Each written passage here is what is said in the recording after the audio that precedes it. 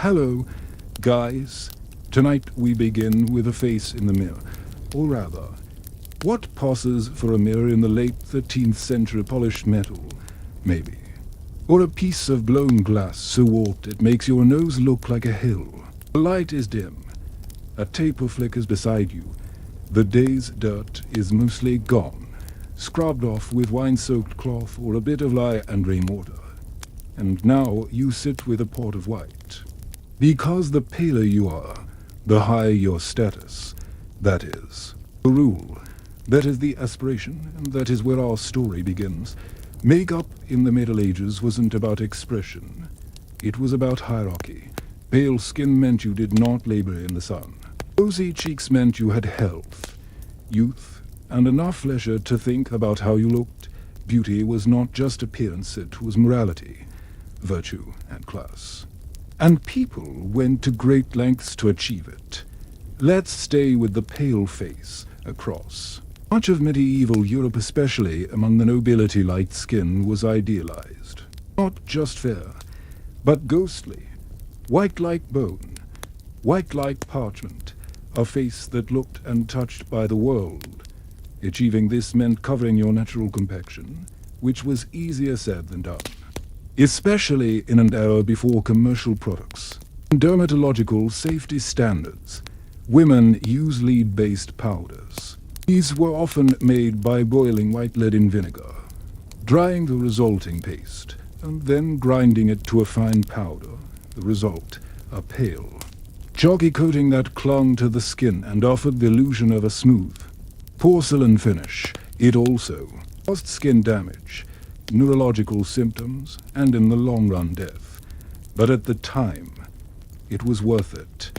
You didn't necessarily know the paint was killing you. All you knew was that everyone else at court was doing it, and if they looked pale, you had to look paler. Sometimes the powder was mixed with egg whites to make it stick, sometimes with oil. If the skin was dry, it cracked easily. It flaked. But if you kept your distance and stayed still, it did the job. Underneath, your skin could blister, scar, or peel. You might develop sores, but the outer appearance, the mask, was what mattered.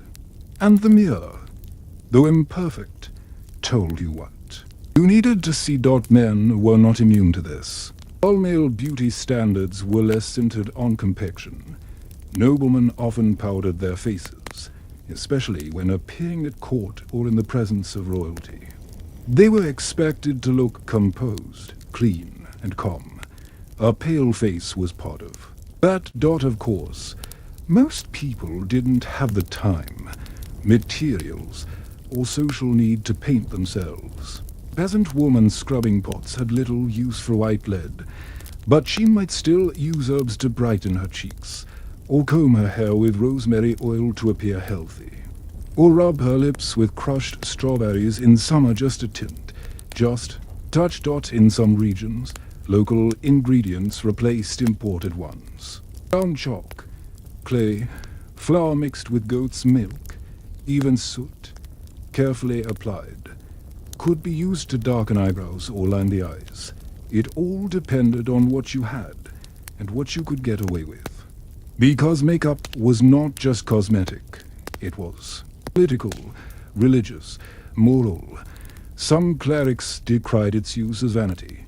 To cover the face God had given you was to reject your divine image. Others tolerated it, especially when used modestly, within marriage, or for festive occasions. Still, others condemned it only when it was used to deceive. Deception was key. A noble woman enhancing her beauty to please her husband. Acceptable. A widow painting her face to lure another man. Scandalous. A maidservant using the mistress's white powder. Grounds for a punishment.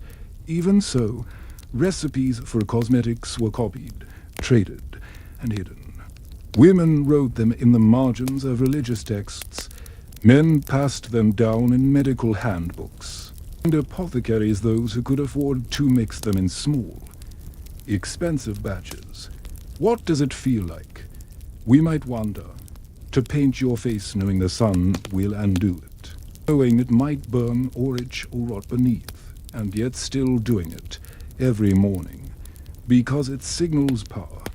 Let us not forget the mirror, that odd, faintly distorted rectangle of polished metal.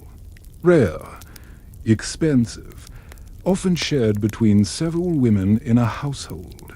You lean in close, you tilt your head, you hold your breath, you smooth the paint, you adjust the veil, you prepare the face that others will see. Outside, the world smells of ash and dung inside.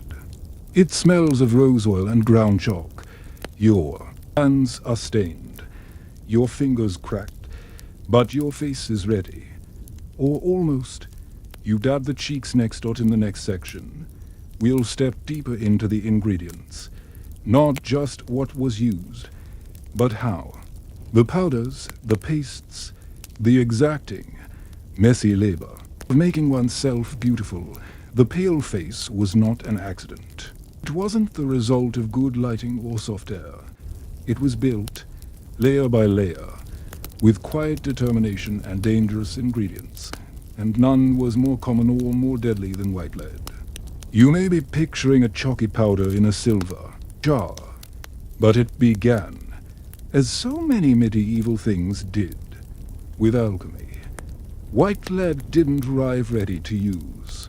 It had to be made, and that process began with metal.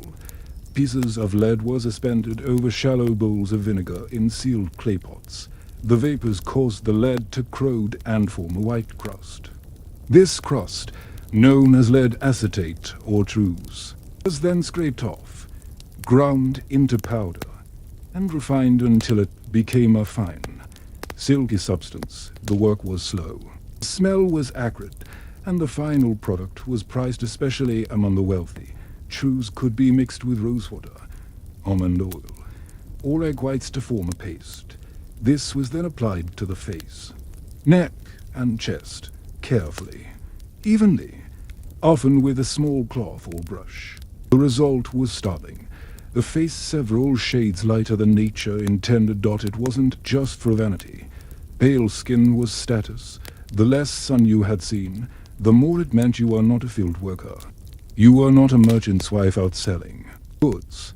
You were not a maid running errands or scrubbing pots. You were an elite woman indoors, protected, attended to. That's what the white lead signaled, and yet, beneath the illusion of purity was something toxic. Lead, as we now know, is a heavy metal. It accumulates in the body, slowly, silently. It damages the nervous system. It causes hair loss, tremors, and cognitive decline. It affects fertility. It corrodes the skin it covers, but in medieval Europe, these effects weren't well understood.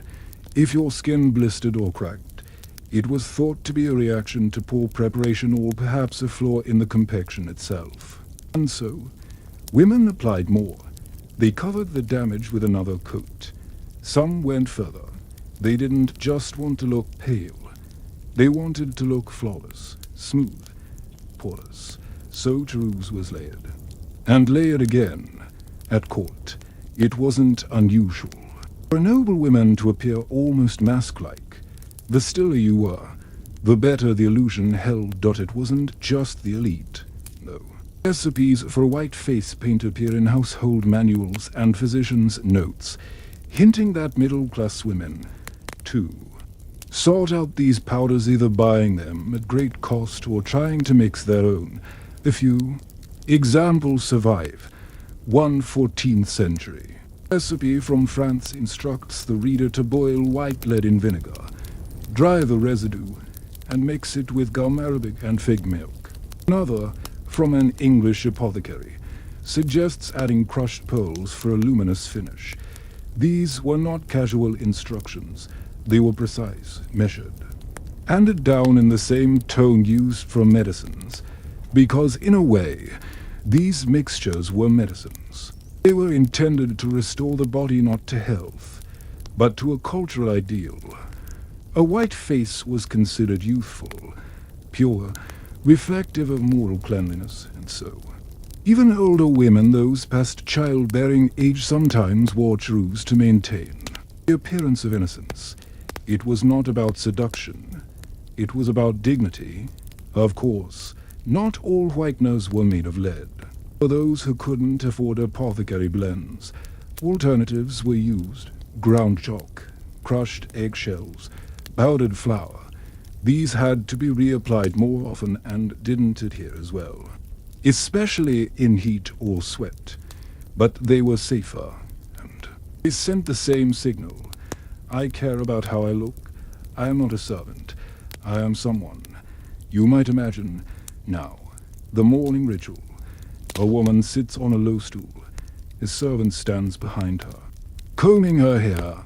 On the table, a small dish of white paste, cloth, a mirror. The room is dim, cool. If she's lucky, the paste is dabbed on, smooth, pressed into the skin. If she speaks softly. Movement causes cracks, and time is needed to let the face dry. Maybe her hands are already shaking from years of absorbing lead through fingertips. Maybe she doesn't notice anymore. What matters is the appearance, because once you leave your chamber and enter the hall, people will see your face, and they will judge what they see. They will measure your worth by your skin. Before you speak a word. In some regions, men use white lead as well, especially performers, clergy, or diplomats who wish to appear composed and elegant. But for women, the pressure was heavier. It was not just about beauty. It was about proving that you belonged to the right world. Not everyone approved. Clerics condemned the use of shrews as a form of falsehood. Some sermons equated white-painted faces with vanity and moral decay. Others warned that the devil, in disguise, wore the same white mask. Still, demand grew. Merchants imported lead from across Europe. Apothecaries experimented with safer formulas, but few caught on. The purity of white lead was unmatched until it began to kill. Some women went blind. Others developed mouth ulcers or chronic coughing. Some miscarried. Though they didn't connect the cause, a few noble women died young, their faces as pale, death as they were in life. And yet, the fashion endured, because every age has its ideals, and every ideal has a cost. The pots of white paste, the vinegar smell, the flaking masks, they all told a story. A quiet one, a dangerous one, but story. Nonetheless, you could not wear your wealth, your beauty, or your virtue on your sleeve, but you could wear it on your face, and in the dim glass of a metal mirror. You could almost believe it. In the next section, we'll move from the white base to the color added on top, the soft flush of rouge, and how people made their cheeks bloom in a world where nature had to be enhanced. You've applied the white. The lead paste has dried. The face is pale, like candle wax, nearly anonymous. But it's not finished yet. Now comes the color, the part meant to convince others that beneath the noble stillness there is life. A white face without color might be interpreted as sick or even dead. So color was added carefully, with ritual and intent. Rouge, as it would later be called, was not a single item but a broad category. Anything that could redden cheeks. It could be soft and blushing, or it could be loud, exaggerated. Either way, the goal was the same: to mimic the flush of youth, health, fertility. Sometimes, of course, women had this naturally. If the air was cold, if they had just walked quickly. But natural color was unpredictable, and not everyone trusted it. In court or ceremonial settings, it had to be painted on. Let's begin with the ingredients. The most basic was beetroot, sliced, pulled down, and mashed into a reddish pulp. It could be dabbed onto the cheeks directly. Some women soaked linen in beet juice and used it like a pad. It didn't last long. especially if sweat or heat melted the surface beneath. But it was affordable and available in most places. Other methods were more elaborate. Red wine reduced with powdered alum, crushed strawberries or cherries, strained and mixed with vinegar, rose petals, dried and pounded, then suspended in oil. These made for pleasant scents and soft hues. Then there were the harsher options: brick, rust, red ochre, iron oxide. Sometimes the powdered red pigment used in manuscript illustration was repurposed, especially if it was made from cinnabar, a red mercury sulfide that was highly toxic. Applied dry, it stayed better. Applied wet, it could be blended. Women who had access to more luxurious ingredients sometimes used cochineal, a red dye made from crushed insects, imported through trade routes that passed through Moorish Spain. It was expensive, but vivid. A few grains could tint a jar of oil or vinegar enough to stain the skin pink. Application mattered. Rouge was placed high on the cheekbones or dabbed into the middle of the cheek, depending on regional fashion. In England, the preferred look in the 14th century was a soft flush that suggested modesty. In Italy, by contrast, a fuller cheek with more pronounced color was in vogue among wealthy women. And yes, men sometimes used rouge to especially performers or aristocrats in ceremonial dress. It was a way to appear lively, noble, courtly, not effeminate, not necessarily, though critics sometimes said so. As with white paint, red came with moral baggage. Church writings often condemned rouge as artificial and deceitful. Sermons warned that painted cheeks could lure a man to sin, obscure the marks of disease. A woman who used too much color might be suspected of being a prostitute. A woman who used just enough might be admired or feared. Some cosmetic manuals tried to navigate this tension. They advised subtlety. They suggested placing color only. God might naturally place it. They counseled married women to enhance their beauty for their husbands, but not to tempt others. Widows were told to avoid color altogether. Virgins might use it once on feast days. Then again, real life was not so rigid. In noble houses, women passed recipes to one another quietly. Sisters shared rouge before events. Maids practiced applying it in secret. One 15th century diary from Bruges records a young woman stealing her mother's red powder and dabbing it on behind the stairs, using the shiny end of a spoon as a mirror. In merchant towns, where middle-class women were more mobile, you might see a variety of approaches. A bold cheek on market day, a subtler one at mass. Color was adaptable. It could be wiped away, layered on, played with. Some tried to fix it more permanently. They added gum resin to the pigment. They sealed it with egg white. They dabbed the cheek, let it dry, then powdered over it to soften the edge. These were not indulgent acts. They were practical ones. The same woman might cook, serve guests, and host musicians all in one evening. The color had to last, sometimes. Women mixed the red pigment with vinegar and applied it as a light wash across the face, then added more on the cheeks. This created a sort of underglow so that even if the rouge wore off, the skin still had some color.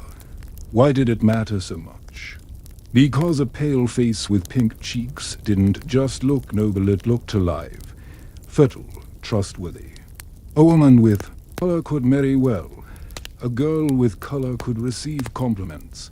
A wife with color might be spared whispers, and yet, behind every jar of rouge was a choice: to participate, to play the part, to risk the judgment. Women who wore too much color would be mocked. Those who wore too little might be pitied. There was no winning line, only the hope of appearing just right in the eyes of others. In times of illness, women used rouge to mask their paleness. During outbreaks of plague or fever, when the face turned gray, a dab of red could make you look strong, even if you were not. Even if you were dying at funerals, some noble corpses were painted before burial. The white for dignity, the red for memory. One final mask for the living to see. Not everyone approved. But even critics had to admit, it worked. The red gave life, or at least the appearance of it. You've whitened the face, added the flush. Now, you turn your attention to the eyes, not to widen them or brighten them in the modern sense, but to deepen them, to frame them, to surround them with a line that says, I am alert, I am watching, I am worth looking at. If lips whispered, cheeks spoke softly, the eyes stared back. In many parts of the medieval world, both Christian and Islamic, the eyes were the most controlled and observed part of the face. And they were the most altered. Kohl is the word most associated with a makeup in the medieval world, though in truth, it encompassed a range of materials in the Middle East and North Africa. It was usually made from galena, naturally occurring mineral form of lead sulfide, crushed to a fine black powder. In Europe, similar results were often achieved using lambic, a soot residue collected from oil lamps or burned wood. Sometimes, finely ground charcoal was used instead. All of these left behind a dark, matte substance that could be applied wet or dry, while lining the eyes with black. You might think it was purely decorative, and it often was, but it was also medicinal, protective, and spiritual. In Islamic tradition, kohl had long been considered not only beautiful but beneficial. It was believed to ward off the evil eye, reduce glare from the sun, and protect the eyes from infection. Children were sometimes given kohl lines soon after birth. Women and men wore it for both daily and ceremonial occasions. Recipes appeared in medical texts alongside ointments and salves.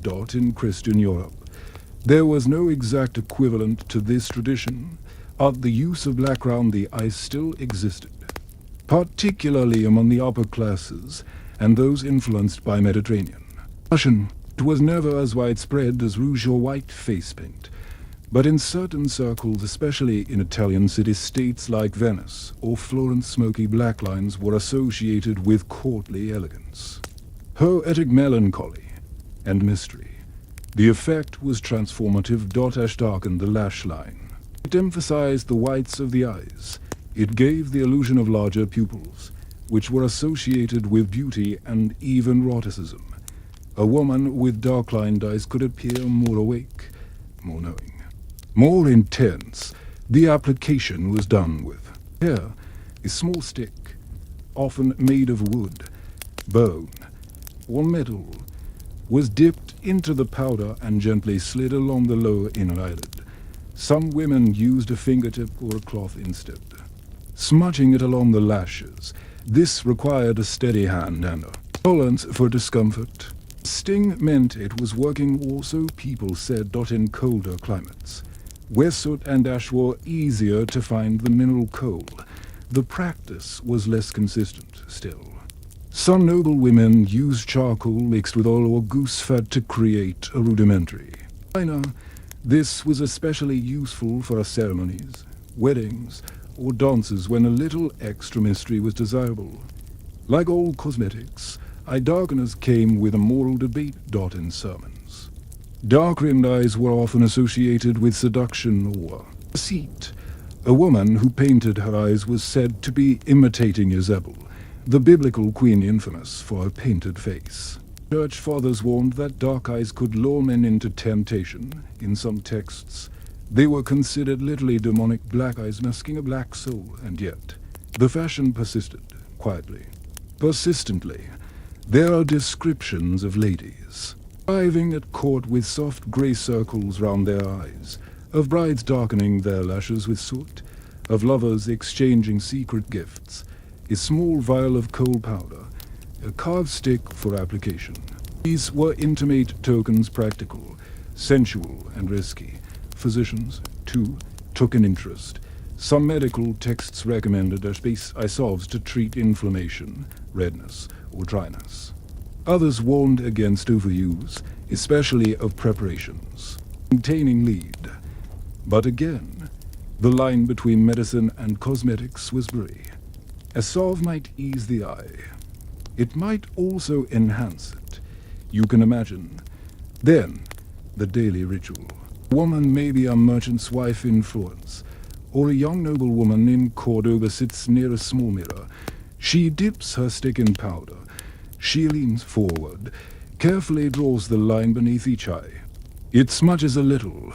She rubs it in with a fingertip, then leans back. The effect is subtle, shadowed, soft, but unmistakable. It tells a story, one of elegance, care, and the daily labor of becoming seen. In some regions, men wore it too, especially in the Islamic world, where kohl was considered not only acceptable but wise. A man with lined eyes might be a scholar, a traveler, a poet. It gave the impression of depth. Vision literal and metaphorical. In medieval Spain, under Muslim rule, kohl was common. After the Reconquista, its use became more coded, still practiced by some, but increasingly frowned upon in public Christian society. This marked yet another transformation in the story of eye makeup, from wellness to suspicion, from elegance to shame. Still, the materials remained. Ash, soot, all available, all cheap, all ready to be used by those who did. What did people see in the eyes of others? A flush could be faked, a white mask applied.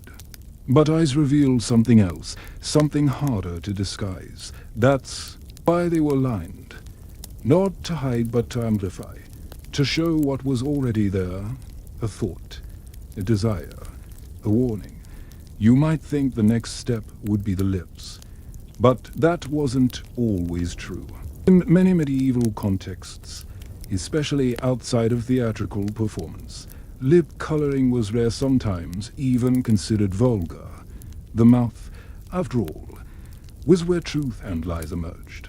It wasn't always meant to be painted. Instead, the next major cosmetic concern was the brow. Arched, plucked, reshaped, or removed entirely. Eyebrows were surprisingly important in the medieval beauty world. Why did women shave them off? What did a highbrow mean? And why were foreheads sometimes more important than eyes? You look in the mirror and see your eyebrows, and if it's the 14th century, that's a problem. By the standards of the time, brows are distractions. The ideal female face is smooth, pale, and uninterrupted.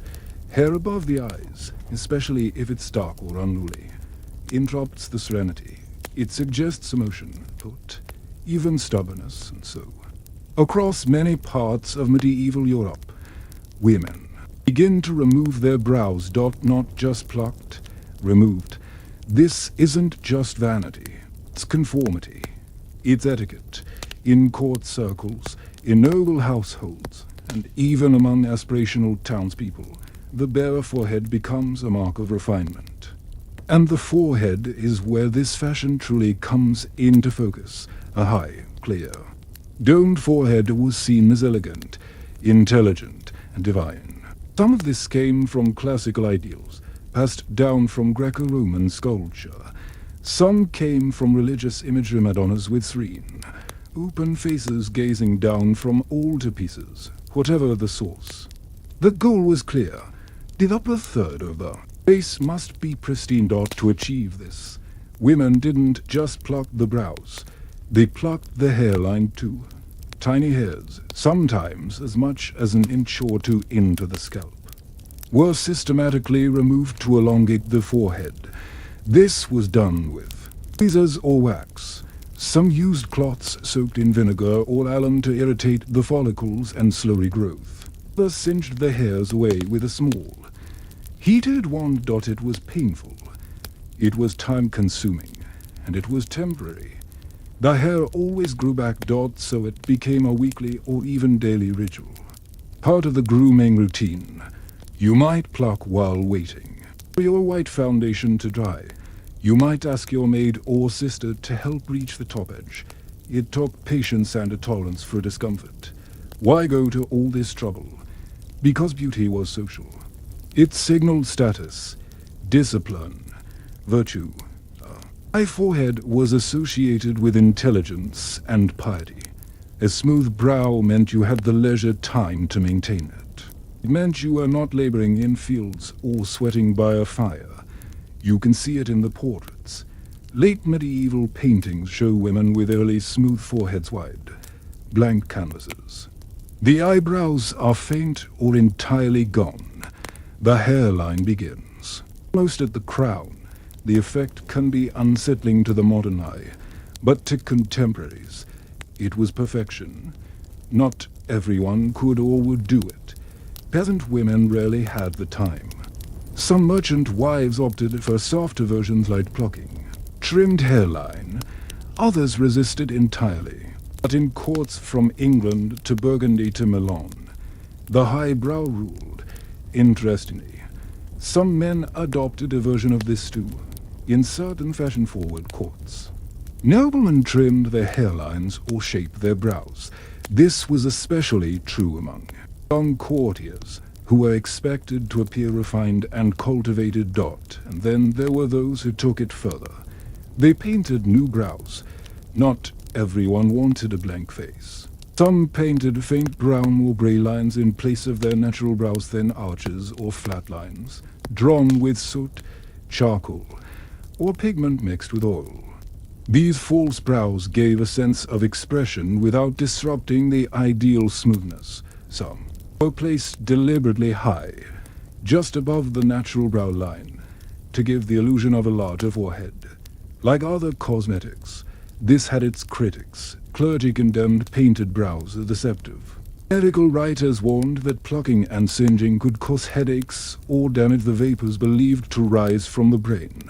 Satirical poems mocked women with shaved heads and painted lines. But the fashion held. Eyebrows weren't just plucked for beauty, they were reshaped for power. A noble woman entering a hall with her brows removed and forehead gleaming was signaling not just beauty, but control. She had tamed the face. She had conformed to the ideal, and yet there were regional differences in Spain and southern Italy. Thicker brows held on longer, especially among working women and older widows. In northern Germany, the hairline plucking was more restrained. In France, however, the full ritual flourished, especially in the 15th century, when courtly beauty. Manuals describe the correct length of forehead in finger widths. You start to see the pattern now. Medieval makeup wasn't just about paint or powder. It was about removal, about subtraction, about stripping away the body's natural textures to reveal something cleaner, higher, more sacred or more desirable. And this removal had a cost. Women risked skin infections, eye irritation, and bald patches. Some lost their brows permanently. Others developed scarring or chronic headaches. But they continued, because beauty was not optional. It was a performance, a signal, a duty. Of course, not every woman cared, and some rebelled, quietly. There are records of women refusing to pluck for religious reasons, of older women growing their brows back in widowhood, of girls smudging soot into their natural brows instead of erasing them. But these were exceptions, not the rule. The rule was simple. Remove the excess. Reveal the ideal. Or at least the attempt. So what comes next, after brows and forehead? You might expect to move down to the lips or jaw. But the next stop, historically speaking, is something less obvious and more pungent. Scent. What did you smell like after applying all these powders and pigments? What did the beauty of the face have to do with the scent of the body, and why? In some circles, was perfume seen as more scandalous than rouge? By now, your face is pale. Your cheeks have been flushed with beetroot or brick dust. Your eyes rimmed in soot or coal. Your brows, if you had any, have been plucked, scraped. or reshaped to a fashionably minimal arch, the mirror offers back a face that's familiar, but distant, both yours and not yours, and yet one thing remains, or rather, one thing lingers. Around you. Scent. In the medieval world, to be beautiful was not simply to be seen. It was to be smelled.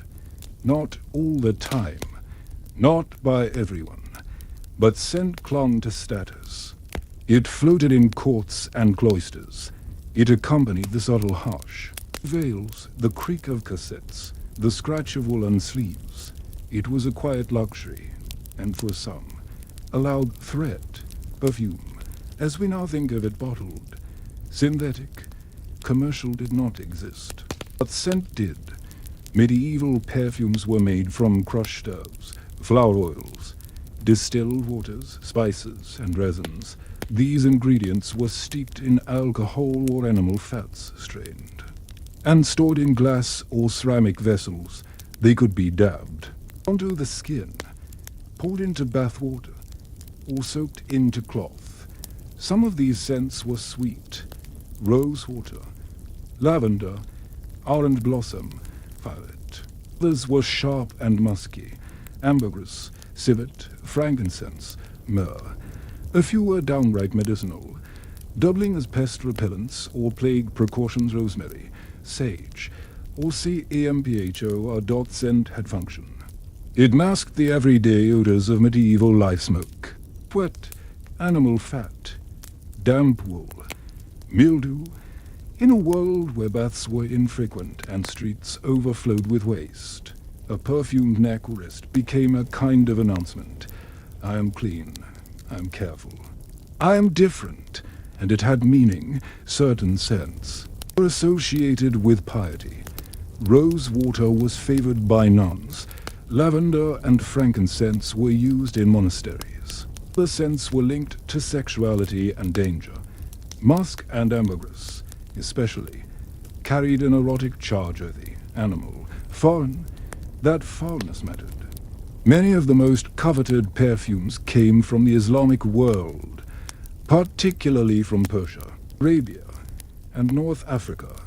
The distillation techniques used in creating oils and scented waters were far more advanced in the East. In Europe, these goods were exotic, expensive, and sometimes suspect. To wear them was to dab your body in empire. To inhale them was to touch trade routes, power, and prayer, and so the church paid attention. Perfume was often linked to temptation in sermons and moral texts. A woman who wore too much scent might be accused of seduction or deceit. Some claimed that perfume entered through the nose and corrupted the soul. Others worried that scented oils were a form of magic, a way to bewitch men or obscure sin. Still, people wore them. Noble women kept small pomander spheres of pierced metal containing scented wax or cloth hung from. Belts were carried in hand. Wealthy men might apply rose oil to their beards or rinse their hands in lemon-scented water before meals. In some cities, perfume sellers were regulated, licensed, even taxed. Demand was steady. There were more personal uses. 2. Letters might be dabbed with scent before sending. Handkerchiefs were often perfumed. So were gloves, especially those worn at court. Imagine a woman extending her hand to a visiting nobleman. He bows, kisses the glove, and inhales a hint of cinnamon or rose. It's a gesture layered with etiquette, performance, and chemistry. Some perfumes were worn on the skin. Others were simply worn near it. During festivals or weddings, women sometimes wove fresh herbs into their hair. Rosemary, thyme, basil, and mint were favorites not only for their fragrance, but for their symbolic meanings: remembrance, courage, love, in some cases. Perfumed ribbons or veils were used to create a soft aura around the body. The goal was not to overwhelm, it was to linger. There were class distinctions in scent. Peasants rarely wore perfumes. When they did, it was often through the natural smells of their work: fresh hay, wood smoke, or baking bread. These smells weren't fashionable, but they were powerful. Some poets even idealized them, writing of country girls with hands that smelled of herbs and hearthstone, but among the wealthy. Scent was carefully curated that it could become part of one's identity. There are records of nobles in France and Italy keeping signature perfume-specific blends mixed by trusted apothecaries. Some of these recipes were closely guarded. Others were copied, shared, and even sent as diplomatic gifts. What did it mean to smell like a queen? We have a few hints. Queen Elizabeth of Hungary, in the 14th century, was said to use a perfume made of rosemary, thyme, and granulated dubbed Hungry water. Catherine de' Medici had her own perfume maker brought to France from Florence, introducing scents that would define court fashion for generations. These weren't just accessories, they were statements. But there was danger, too. Some perfumes contained toxic ingredients. Indeed, mercury or arsenic sometimes made their way into scented creams. Animal-based substances like civet or musk could trigger allergic reactions or outrage the more pious in times of plague. People relied on perfumes to clean the air. Around them, they inhaled vinegar-scented cloths or wore plaid posies. It wasn't always effective, but it offered comfort, and what of lovers? Scent was part of seduction. A letter might say, "I knew it was yours by the smell." A veil left behind might carry a trace of rose or clove. Even poems made metaphors of perfume. She walked, and her scent filled the room like prayer. These were not grand declarations. They were quiet ones, but in a world of limited privacy and elaborate etiquette, quiet could be louder than it seemed. Perfume wasn't just about others, it was about the self. To wear scent was to shape your own presence, to walk through a room and leave something behind. Be remembered not just for your face, but for the air around you. Still, scent faded. Always no matter how precious or rare the oil. It would evaporate. It would mix with sweat, dust. The smoke from the hearth, it would vanish, and so you had. Apply it again, and again. There is something haunting about that, a beauty that must be remade daily, hourly. Ritual of disappearance. From here, the trail of cosmetics continues down the body, if the face and scent were carefully constructed. What about the hands, the neck, the décolletage? How did people shape and shade the rest of their visible skin? And how did they hide what was meant to remain unseen? You've powdered your face to the ideal shade of noble pallor. You've darkened your eyes, blushed your cheeks, removed your brows, dabbed perfume behind your ears. But the face is not the only part of the body the world sees. Not in court, not at a feast, not at a wedding, or a festival, or even a walk through a public square. There's your neck, your throat, your hands, the tops of your shoulders, perhaps the shallow arc between collarbone and gown, the skin that, for brief moments in a medieval woman's life, is allowed to show.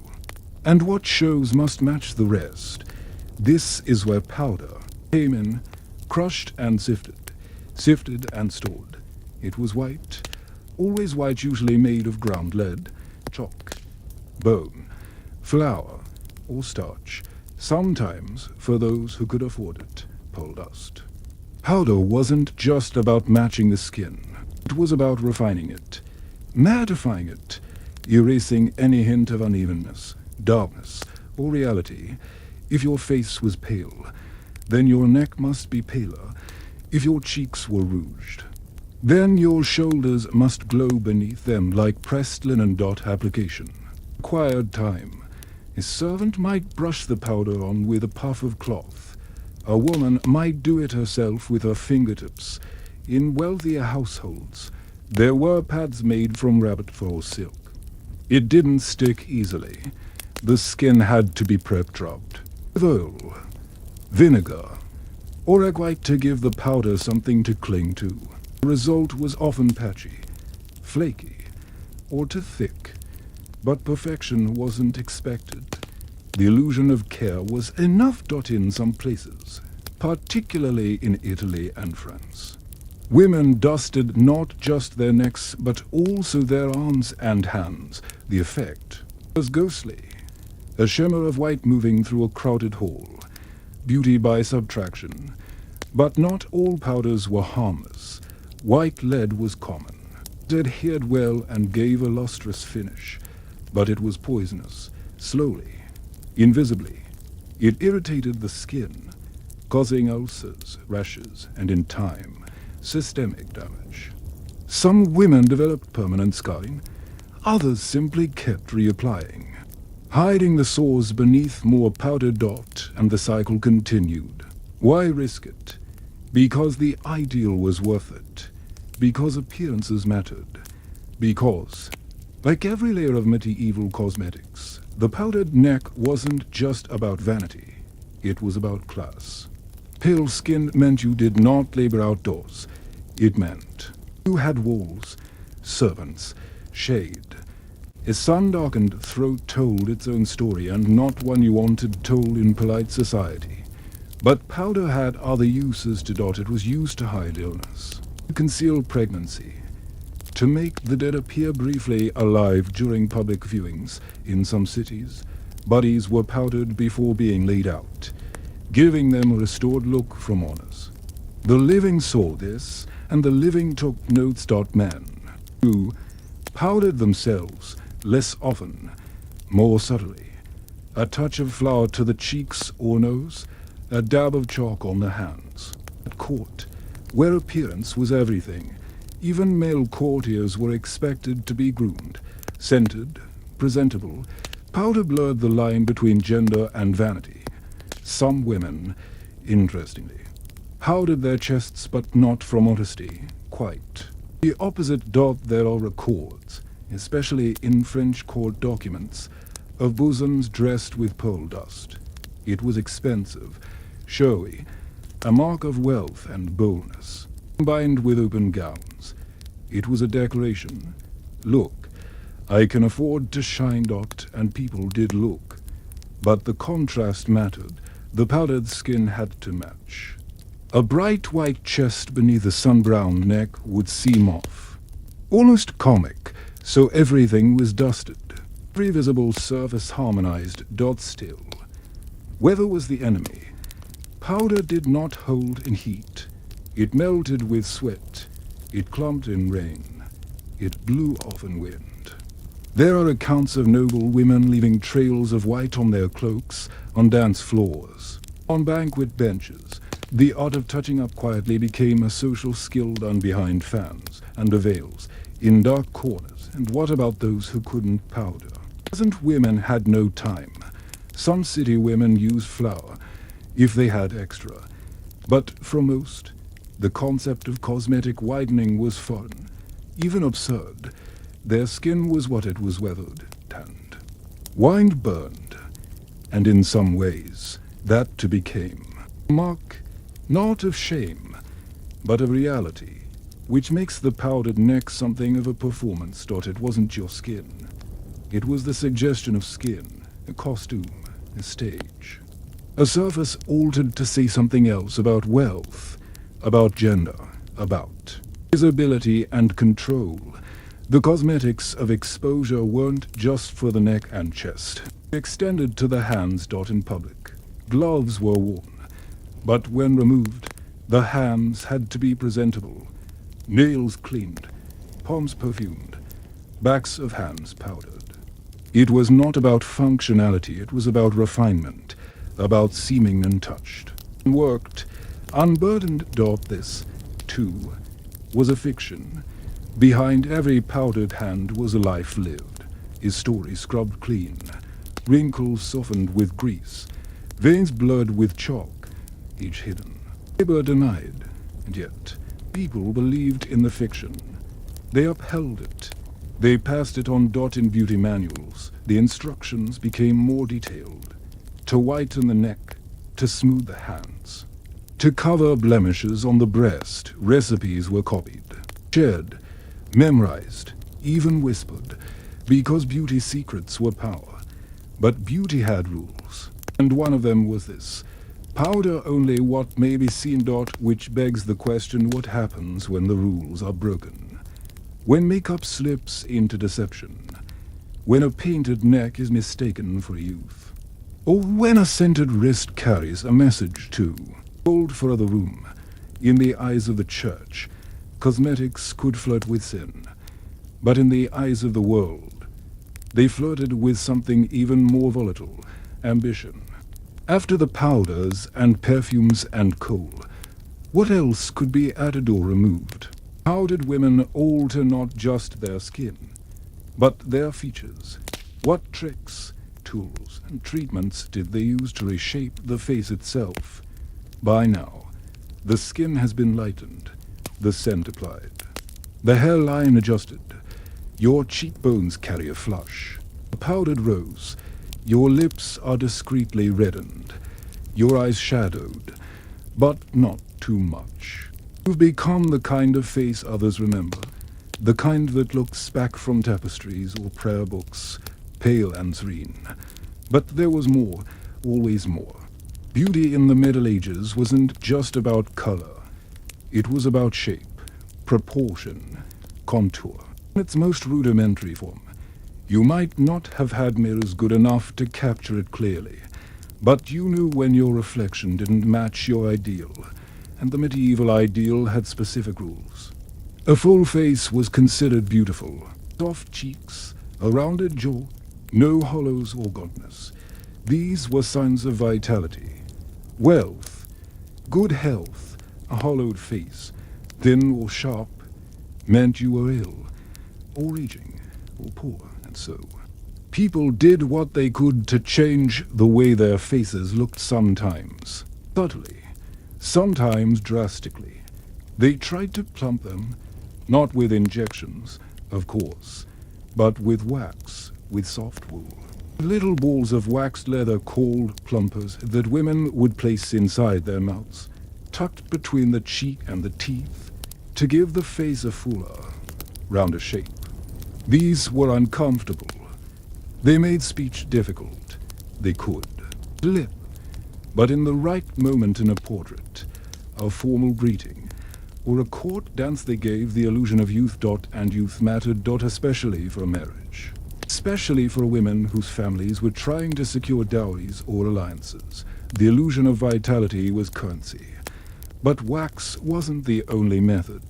Some turned to more extreme means, bloodletting.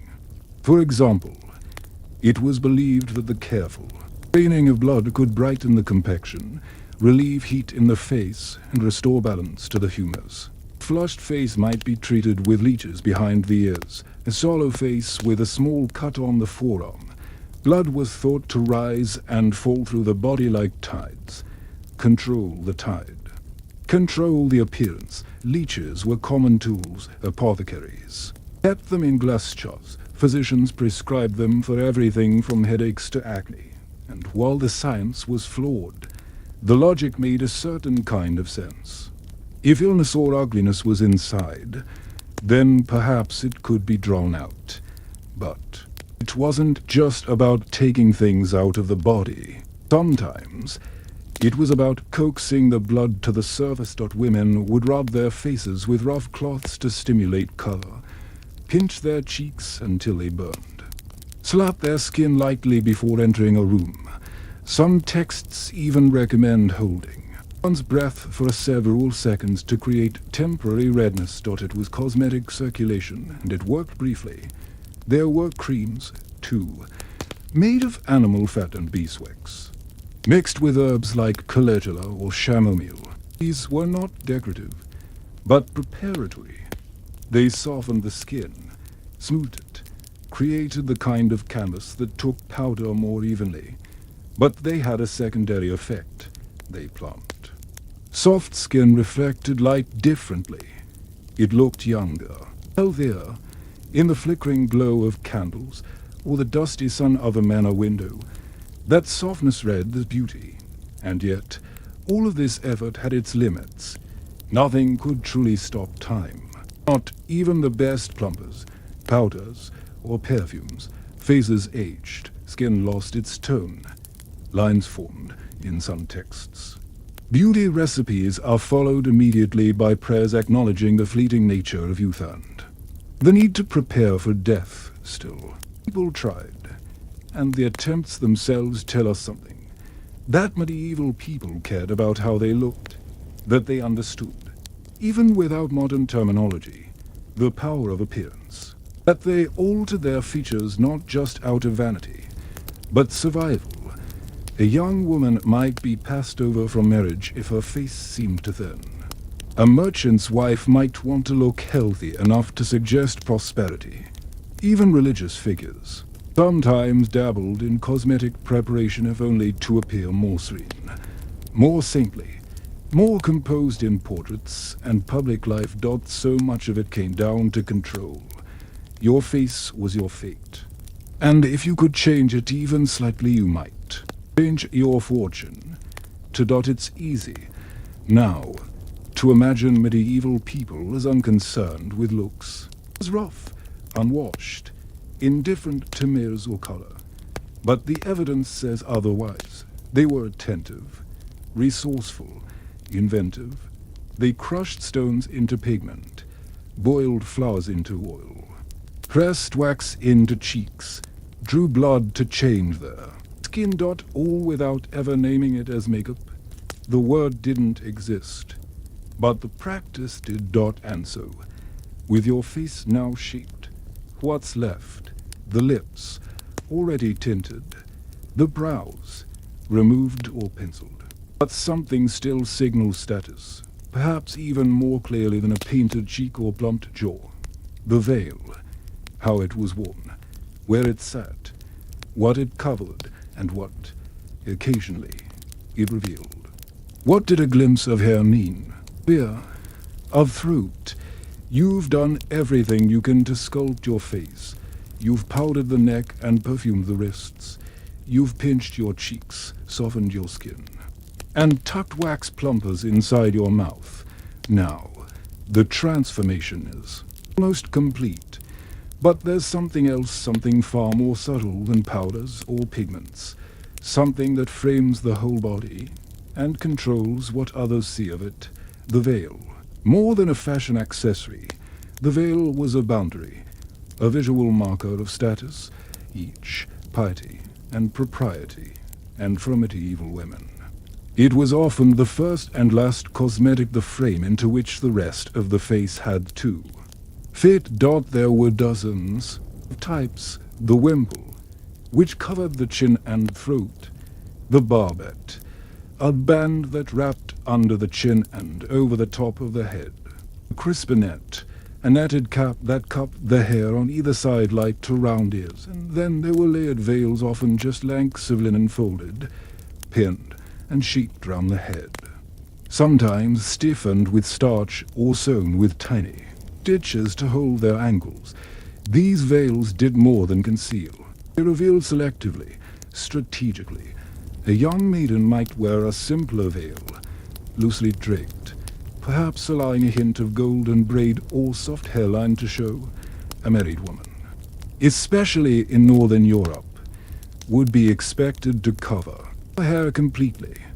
A widow's veil might be black or grey, and sit heavy around the neck and shoulders. Nuns wore full coifs, covering every part of the head except the face, but even the face could be adjusted.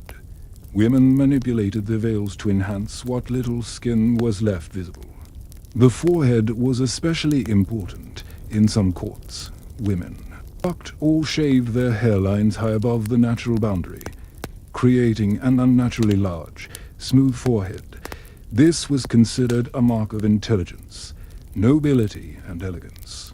The higher the brow, the more desirable the face. So a veil that was pinned just so, revealing the full dome of a wax-powdered forehead, was a quiet assertion of grace. You wouldn't need rouge or eyeshadow if your forehead alone could do the talking. But veils were also about control, social, religious, and marital control. The church was vocal about it. Veiling was modesty. Veiling was humility. Paul's letters were cited. warning women to cover their heads in public, especially in church. In some towns, sumptuary laws made it illegal for unmarried women to go about with their heads uncovered. In others, prostitutes were required to wear distinctive veils or ribbons to mark them apart. So the veil wasn't only an accessory, it was a moral badge. But what about those small, rebellious glimpses? A strand of hair escaping near the temple, the tip of an ear peeking out, the curve of the neck beneath a veil that had slipped ever so slightly. These were not mistakes, they were calculated. In medieval literature, lovers often fixated on these hints: a single curl visible beneath a hood, pale skin between veil and gown, the downward glance that allowed the lashes to be seen.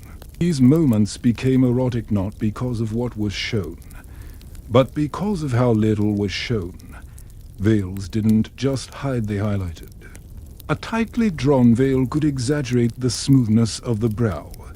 A gauzy one could cast a flattering shadow over the nose and cheeks. Some were so fine they filtered light like silk, giving the skin beneath a gentle glow. We tend to think of cosmetics as being applied: powders, paints, ointments. But veils were wearable cosmetics. They enhanced, disguised, and reframed. Just as modern makeup uses contouring to sculpt, the veil sculpted the viewer's gaze. And for those who didn't have access to pigments, peasants, poor, the devout, well-folded veil was their entire beauty routine.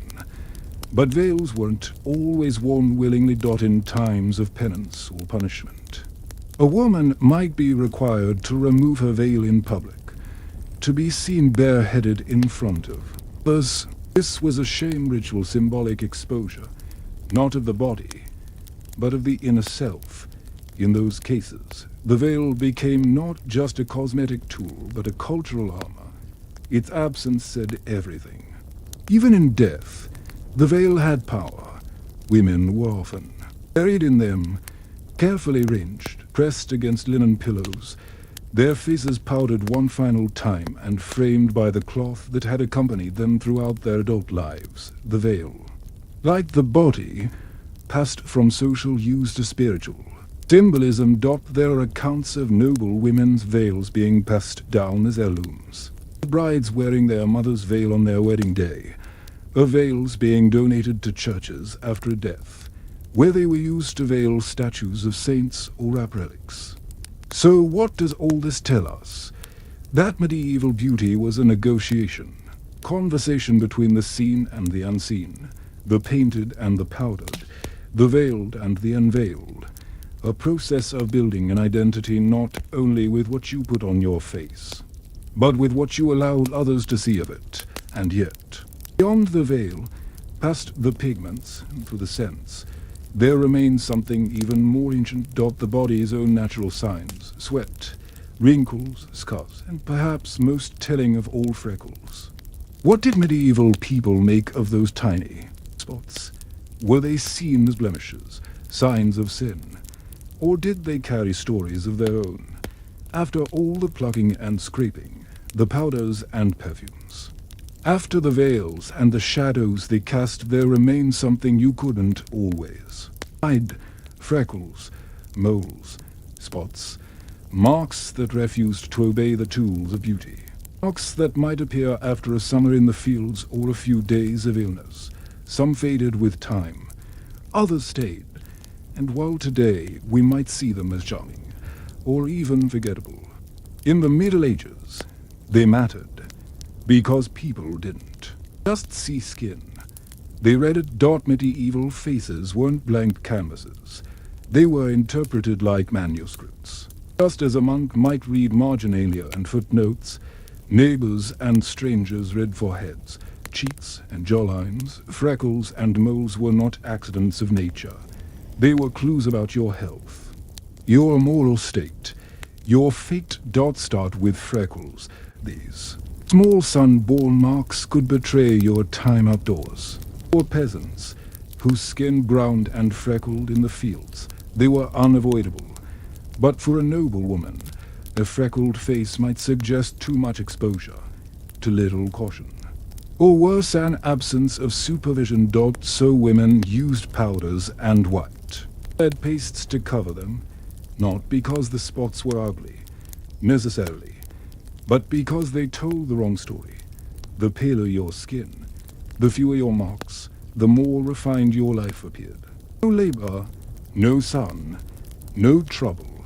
Still, freckles weren't always condemned. In some cultures, they were thought to resemble stars, tiny celestial hints scattered across the skin, and in folk belief. That lent them mystery. Some people thought they showed up after a dream, or during pregnancy, or from looking at fire. Superstition crept in, a freckle on the right cheek, a sign of good fortune on the left, possibly betrayal, near the lip. Desire on the temple, a troubled soul. These associations weren't universally agreed upon, but they were whispered, repeated, noted. Then there were moles, dark, raised, stubborn. Moles were loaded with meaning in a religious world, where the body was often treated as a metaphor for the soul. Anything unusual was suspect, was the mole, sign of vanity, lust, pride. Some monks believed moles were a stain, evidence of inner corruption made visible. Others saw them as divine puzzles, God placing a clue on your skin, daring others to interpret it, and people did. The practice of oleomancy, fortune-telling based on moles, circulated in some corners of Europe. A mole above the eye could mean foresight. Near the heart, deep feeling. On the back, a burden unspoken. Of course, much of this was unrecorded. It lived in conversation, in quiet suspicion. But enough remains in texts, paintings, and marginalia suggest that people noticed carefully. Some moles were painted over with powder. Others were inked darker, intentionally emphasized. Yes, even then, some women drew beauty spots on their faces, especially in late medieval courts where appearance became performance. These were usually placed on the cheek, just below the eye, or near the mouth. Small dot, perfectly round, applied with burnt cork or lampblack. It might suggest flirtation, or melancholy, or refinement. This wasn't new to the 18th century, it had roots much earlier. But not everyone had the luxury of playing with their marks. For many, moles were tied to something far darker, suspicion of witchcraft. A mole in the wrong place, on the wrong woman, at the wrong time, would be fatal. Witch hunters searched the body for the devil's mark, a mole, wart, or freckle that was supposedly insensible to pain, used to suckle demons or familiars. Entire trials hinged on whether a mark could be pricked and whether it bled. It's a chilling reminder. The same skin that might be painted for beauty in one court could, in another village, condemn someone. But not all marks were feared. Some were cherished. A birthmark that resembled a cross, a mole shaped like flower, a freckle passed down through generations.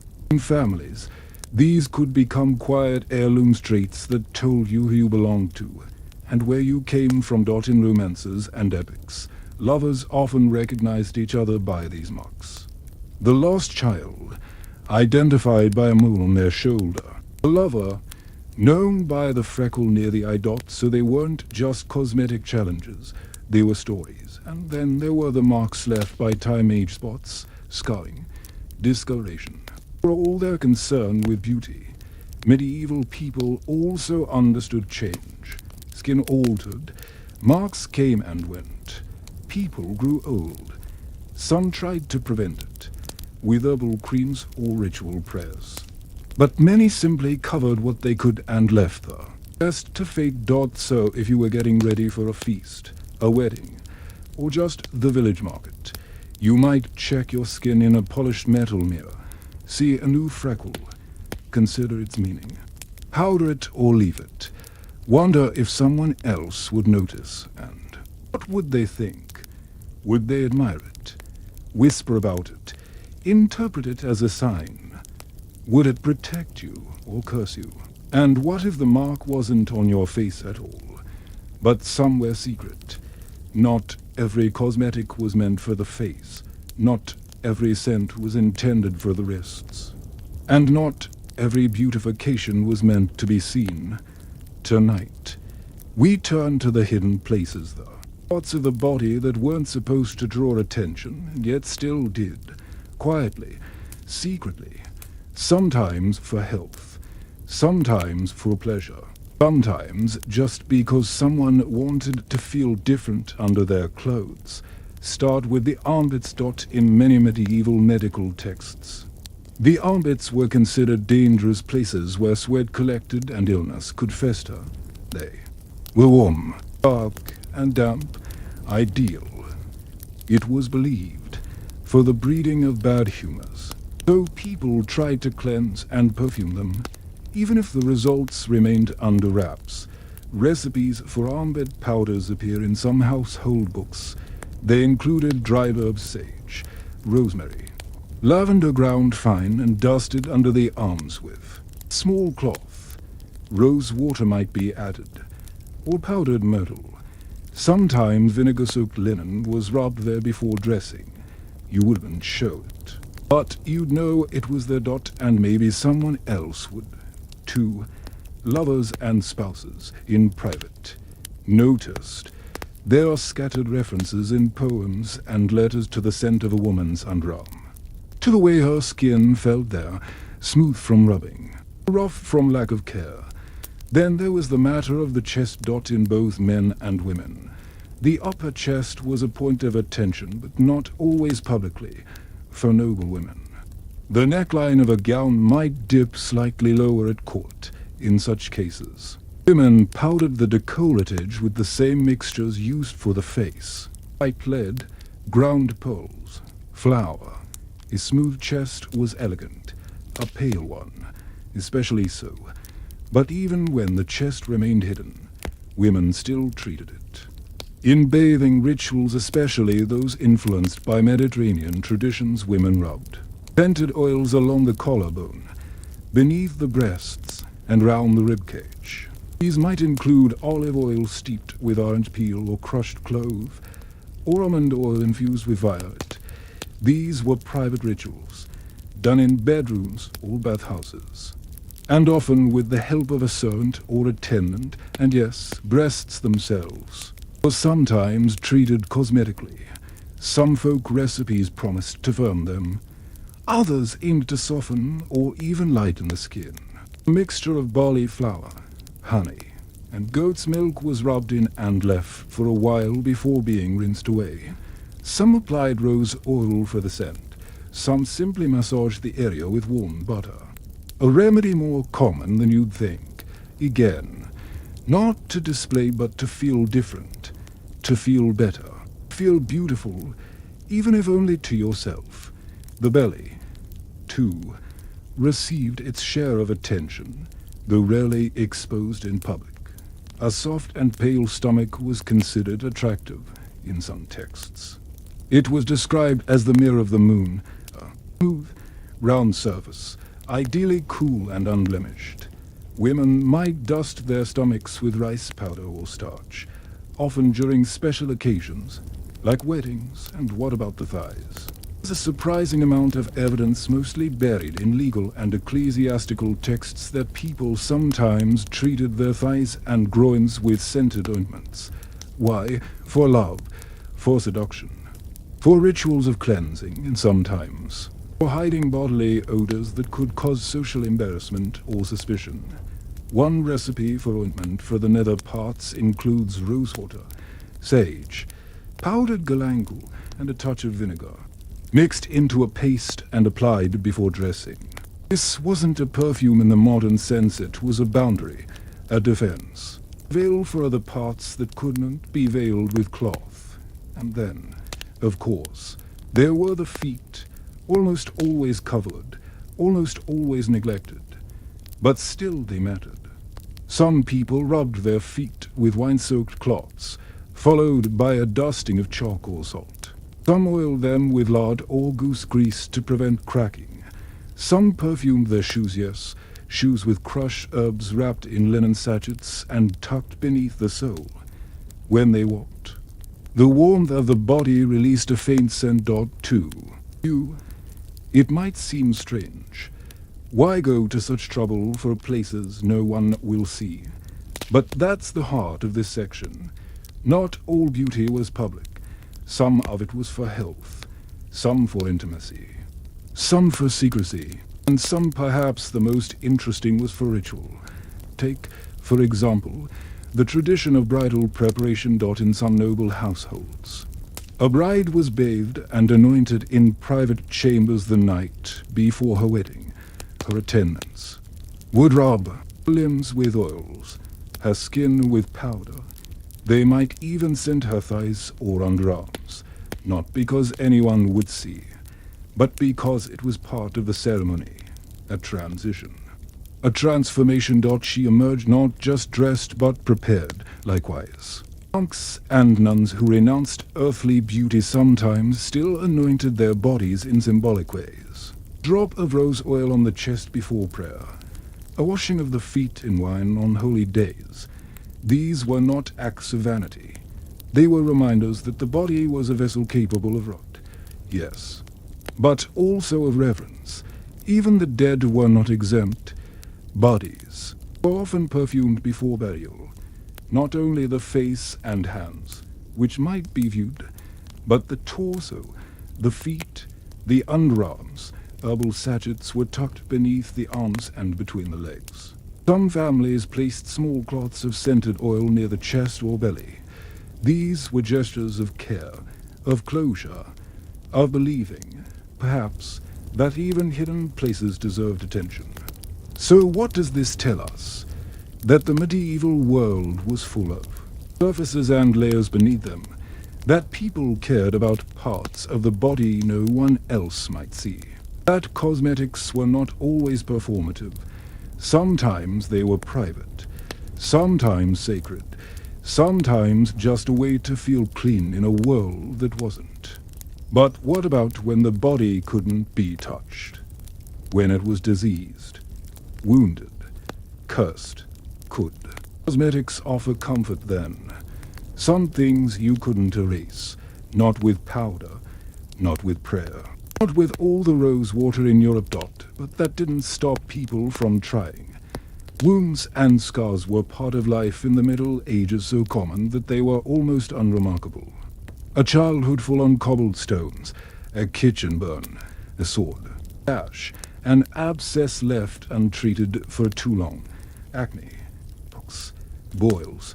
Life left its mark, and rarely with subtlety. But just because scars were common didn't mean they were always accepted. Especially on women, especially on the face, medieval society didn't expect perfect skin, at least not in the modern, airbrushed sense. But it did have expectations about what certain scars meant. A cut across the cheek, perhaps violence, a pitted chin, perhaps illness, a strange red mark. Could it be sin? So people began to treat scars cosmetically, not with surgery. Of course, that would come much later, but with ointments, salts, and powders designed not only to heal but to conceal. And while few of these remedies could truly erase a scar, many softened their appearance and some helped people feel a little more themselves again. One of the most common treatments was honey. Honey had antiseptic qualities, and when mixed with herbs like plantain or calendula, it became a gentle balm. Women and men dabbed it on healing wounds and old scars alike. Sometimes they mixed it with powdered pearls, yes, crushed pearls, or with ground egg shells, believed to lighten the skin and smooth its surface. For facial scars, a more delicate approach was taken. Pill powders were applied chalk, flour, white clay, sometimes even lead-based mixtures, despite their long-term toxicity. These didn't truly hide anything, but they softened the contrast between damaged and undamaged skin. They blurred, faded, diminished in some medical manuscripts. You'll find recipes for masking ointments. These were not for health, they were specifically meant to cover disfigurement. One recipe. Take burnt ivory, white wine, rose oil and chalk. Mix it into a thin paste. Apply it to the face with a linen cloth. Let it dry. Then gently dust with starch or flour. It would crack eventually, but for a few hours the skin might look smoother, paler, cleaner. Scars from disease were especially stigmatized. The pox, smallpox, or other similar ailments left deep pits in the skin. Survivors often bore visible reminders of their illness. In courtly circles, where appearance played heavily into status and desirability, these scars could shift a person's social value. They might be whispered about, pitied, passed over. Some noble families kept special salves for such marks. These included almond oil, beeswax, and powdered silver. Not because they worked miracles, but because they helped people feel they were doing something. In a world with limited control over health, that small act of care could matter. And what about wounds that never healed properly? A poorly set jaw after a fight. A deep cut that reopened with the seasons. A weeping sore tucked under cloth. In these cases, the line between medicine and makeup blurred entirely. People used strong-smelling bombs to mask the scent. Camphor, frankincense, lavender. These were not perfumes, exactly. They were camouflage. A way to keep others from noticing what couldn't be hidden. Then there were ceremonial cover-ups for important occasions, feasts, weddings. Even funerals, people sometimes covered their scars more deliberately. A bride might apply extra powder to a childhood burn. A widow might darken a patch of discolored skin so it looked like a mourning mark, not disease. Even monks, who rejected vanity, might cleanse and oil their hands or cheeks before an abbey ceremony, not to appear beautiful, but to appear whole. This was especially important for women. In a culture where a woman's face could affect her marriage prospects, her safety, her dignity, concealing a scar was sometimes a form of survival. Some women sewed soft cloth patches, tinged with color, to place over a blemish. Others used to draw beauty marks in strategic places, turning attention away from damaged skin. And in love, as always, everything became more complicated. Poems from the 12th and 13th centuries occasionally reference scars as metaphors. A knight bears one for his lady. A woman's hand carries the mark of a past illness, which her lover kisses in devotion. In these moments, scars became signs of strength, of endurance, of the body's history written plainly. But not all wounds were physical. What about the marks that didn't show? There are records of women applying soothing oils to their temples, their necks, their chests, not because they were scarred, but because they were anxious, restless, afraid. Lavender, in particular, was used to calm the heart, rose water to soften grief. These were cosmetics in the broadest sense, treatments for pain that couldn't be seen, because sometimes the act of caring for your skin, your body, wasn't about hiding at all. It was about reclaiming something, touching yourself gently, reminding yourself that you were still here, still worthy, still beautiful, even if only to yourself. And yet, there were other kinds of wounds one society chose to ignore. Scars from punishment, branding, mutilation, the mark of a thief's ear cut in half, the burn of heresy, the inked cross on a runaway servant's shoulder. These were not covered up. They were meant to stay. They were meant to hurt. So while some people were hiding freckles with powder, others were trying to soften the reminder of torture, and still others were told they couldn't cover their scars at all. What does it mean, then, to paint the body, try to make it clean again? And what happens when that body belongs to someone who's no longer living? In the end, the face still mattered, even when breath had left it. even when the skin had begun to cool, even when the soul, by the reckoning, the times, had gone on to face judgment, still, someone would come with a cloth, a bowl of water, a bottle of oil, and the work of the face would begin again, tonight.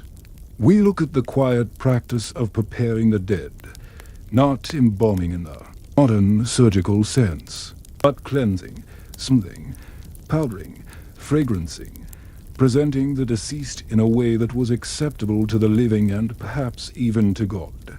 Most people died at home, surrounded by family, neighbors, occasionally a priest. After the soul had passed, the body would be laid out on a bed all board, limbs gently ranged, mouth closed if possible, eyes shut.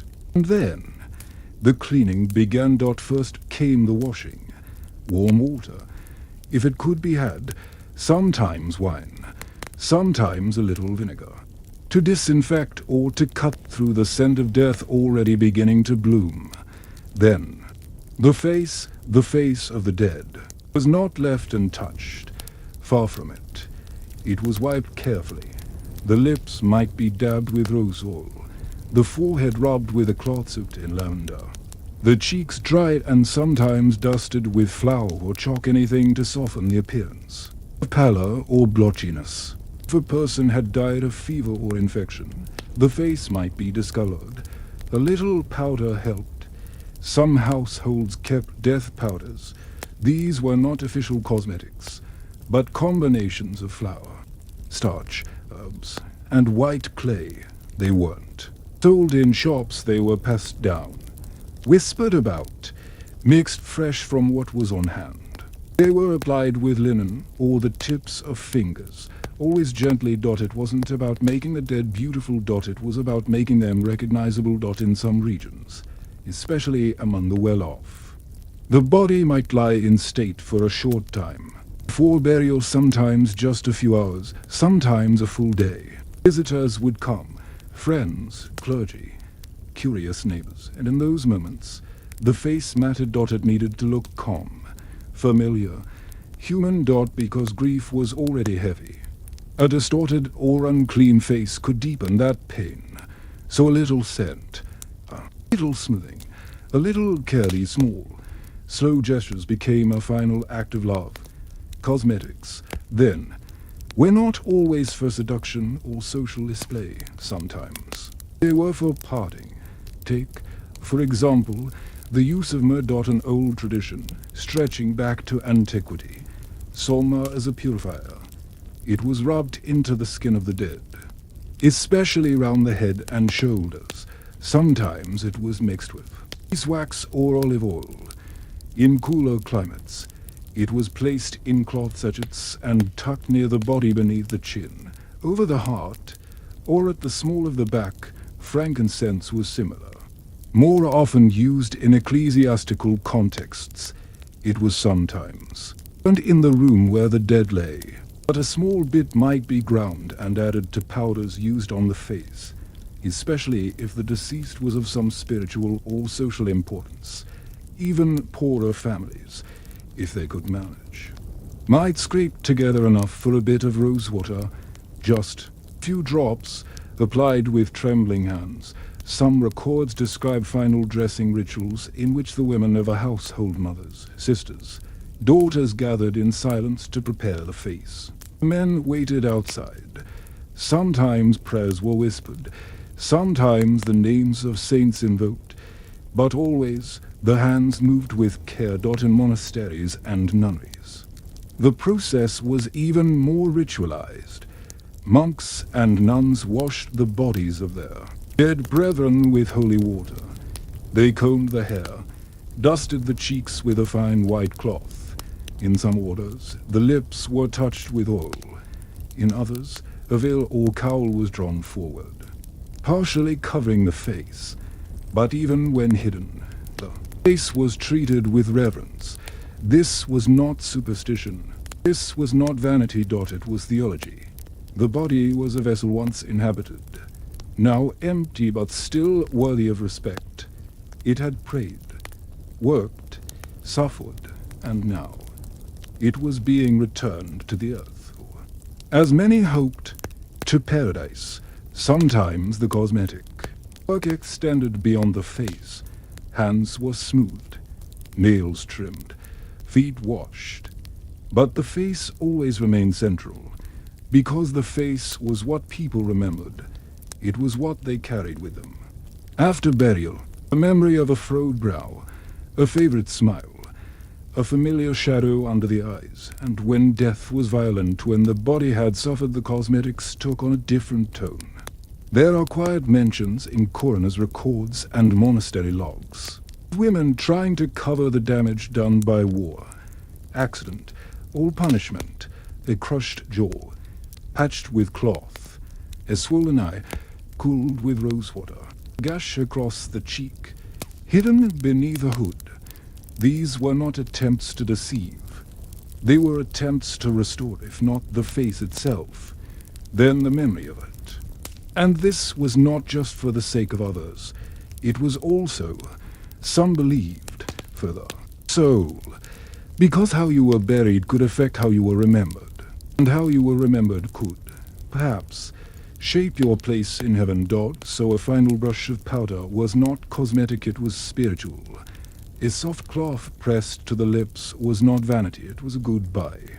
Somewhere between ritual and tenderness, these small, cosmetic gestures helped close the circle of a life. And then, of course, the grave would close, the scents would fade, the powder would dissolve, the skin would go, and with it the face. But the effort remained. And that raises a quiet question. If people in the Middle Ages could show such care for a face that would soon disappear, what did that say about how they saw the living in life? The face was a battlefield. Not of swords, but of impressions. Every mole, every line, every dab of powder or pinch of rouge carried meaning, sometimes more meaning than the words a person spoke. This was a world that judged quickly, often harshly, and makeup, whether applied subtly or brazenly, became a sign of status, of virtue, of sin. For survival, let's start with the most basic fact. Not everyone could wear cosmetics openly. Noble women had the privilege of pale skin and rouged lips, of perfumed oils and polished nails. But even they walked a narrow path. Too much powder, and you were vain. Too little, and you were careless. Too bold, and you might be suspected of trying to seduce. Modest, and perhaps you were dull.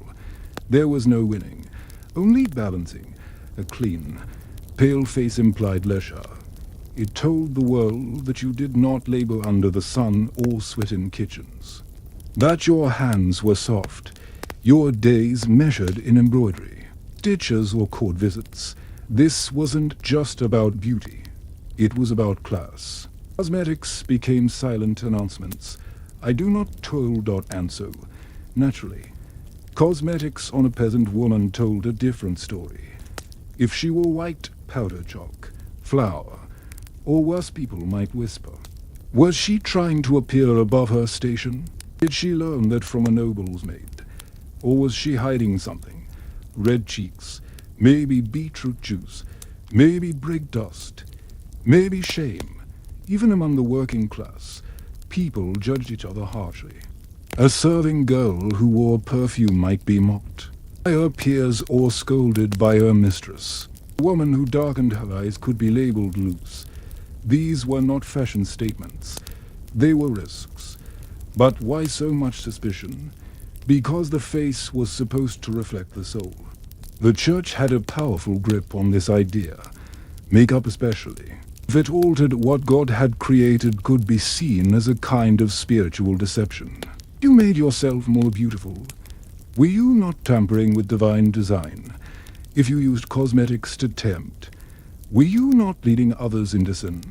Sermons from the 13th and 14th centuries sometimes warned women directly. Do not paint your face, one preacher said, lest your soul be as foul as the dyes you wear. Another insisted that no amount of powder could hide a wicked heart.